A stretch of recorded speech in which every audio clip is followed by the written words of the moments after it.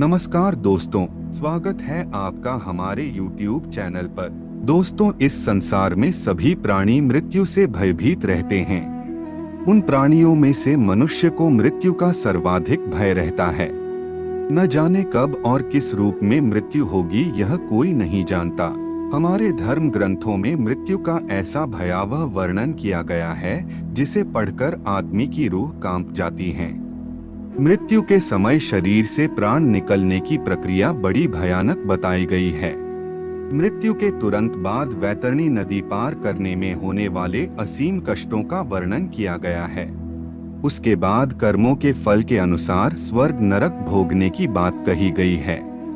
स्वर्ग मिला तो ठीक, अन्यथा नरक के कष्ट और भी भयानक बताए गए हैं। संसार में अधिकतर लोगों को यह कहते हुए सुना जा सकता है कि आज तक किसी ने मृत्यु के बाद लौटकर यह नहीं बताया कि मरते समय कितना कष्ट होता है। किंतु मरने वाले के चेहरे पर मांसपेशियों के तनाव से यह अनुभव किया जा सकता है कि मृत्यु के समय अपार कष्ट होता है। कुछ लोग मरने के बाद फिर से अपनी देह में लौटकर आ जाते हैं।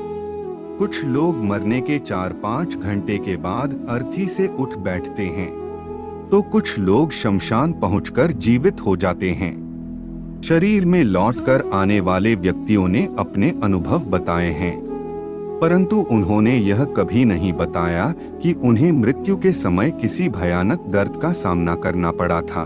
वह मरने के क्षण से लेकर देह में वापस लौटने के क्षण के बीच का उल्लेख एक रोचक सपने के समान करते हैं। अपनी मृत अवस्था में वे किसी यात्रा का उल्लेख करते हैं, किसी से मिलने का उल्लेख करते हैं तथा किसी व्यक्ति द्वारा किन्हीं लोगों को आदेश दिए जाने का उल्लेख करते हैं कि इस व्यक्ति की मृत्यु का समय नहीं हुआ है, इसलिए इसे फिर से इसके शरीर में डालकर आओ। कभी भी किसी ने भी मृत्यु के समय या फिर से देह में लौटते समय किसी दर्दनाक अनुभव का उल्लेख नहीं किया है। वे सिर्फ एक धक्का लगने जैसा अनुभव अवश्य करते हैं। हमारे धर्म ग्रंथों में मृत्यु के समय जिस दर्द के होने का उल्लेख किया गया है, वह लोगों को नैतिकता के मार्ग पर चलने के लिए दिखाया गया एक काल्पनिक भय है। उसमें सच्चाई नहीं है। वास्तव में मृत्यु एक दर्द रहित प्रक्रिया है। जिस प्रकार किसी ऑपरेशन के पहले हमें बहुत भय लगता है, परंतु ऑपरेशन के समय एनेस्थीसिया दिए जाने के कारण दर्द का अनुभव नहीं होता, उसी प्रकार प्रकृति मृत्यु के समय जीवात्मा को विशेष प्रकार की एनेस्थीसिया देती है, जिसके कारण ना तो शरीर को दर्द होता है और ना शरीर को छोड़कर जाने वाले जीव आत्मा को। जिन लोगों के चेहरे की मांसपेशियों में मृत्यु के समय या बाद भी तनाव दिखाई देता है, वह मनुष्य के द्वारा मृत्यु के समय भोगी गई दर्दनाक स्थिति के कारण नहीं होता। यह मरने से पहले उनके मन में मृत्यु का जो भय होता है, उसके कारण उनके चेहरे की मांसपेशियां तनाव में आ जाती हैं। इसे हम एक उदाहरण से समझ सकते हैं। 2 बच्चों को एक ही प्रकार का इंजेक्शन लगाने पर एक बच्चा तो चीख चीख कर आसमान भर देता है, जबकि दूसरा बच्चा आराम से इंजेक्शन लगवा लेता है, वह उफ तक नहीं करता। पहला बच्चा जो इंजेक्शन के लगने पर चीखता चिल्लाता है, वह उसी समय से रोने लगता है जिस समय उसे ज्ञात होता है कि उसे इंजेक्शन लगेगा। ठीक यही स्थिति मृत्यु के संबंध में है। हम मृत्यु के भय से स्वयं को इतना भयभीत कर लेते हैं कि हमारे चेहरे की मांसपेशियां उसी प्रकार खिंच जाती हैं, जिस प्रकार कष्ट में खिंचनी चाहिए। मनुष्य की मृत्यु 3 प्रकार से होती है। वृद्धावस्था आने पर होने वाली स्वाभाविक मृत्यु, बीमारी के कारण किसी भी आयु में होने वाली मृत्यु तथा दुर्घटना, हत्या या फांसी आदि में होने वाली अचानक मृत्यु। इनमें से वृद्धावस्था में होने वाली स्वाभाविक मृत्यु तथा बीमारी की अवस्था में होने वाली मृत्यु के समय आदमी लेटा हुआ रहता है। ऐसी अवस्था में मृत्यु होने पर मनुष्य का सूक्ष्म शरीर अर्थात एस्ट्रल बॉडी अर्थात जीवात्मा मरणासन्न मनुष्य के स्थूल शरीर से बाहर निकलकर उसके ऊपर तैरने लगता है। स्थूल शरीर तथा सूक्ष्म शरीर एक मुलायम डोरी से जुड़े रहते हैं। जिस प्रकार जन्म की एक घड़ी आ जाती है, उसके बाद जीव माँ के पेट में नहीं रुक सकता। उसी प्रकार मृत्यु की भी एक घड़ी आ जाती है, उसके बाद मनुष्य अपने स्थूल शरीर में नहीं रुक सकता।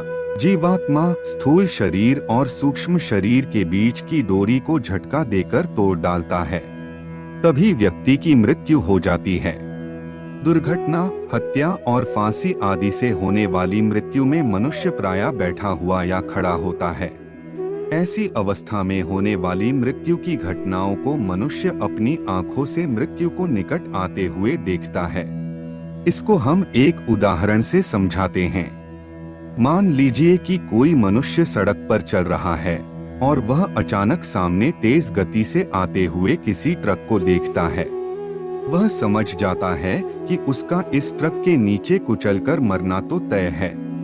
ऐसी अवस्था में वह पूरा जोर लगाकर आगे या पीछे भागने का प्रयास करता है, लेकिन मनुष्य के सड़क पार करने से पहले ही ट्रक इतना नजदीक आ जाता है कि वह समझ जाता है कि अगले ही क्षण वह ट्रक के नीचे होगा। ऐसी स्थिति में भय के कारण मनुष्य का सूक्ष्म शरीर स्थूल शरीर से स्वयं कूदकर बाहर आ जाता है, अर्थात मनुष्य ट्रक शरीर पर चढ़ने से पहले ही मर जाता है। इसलिए प्रत्येक मनुष्य के लिए इसे समझना आवश्यक है कि मृत्यु एक सहज स्वाभाविक क्रिया है।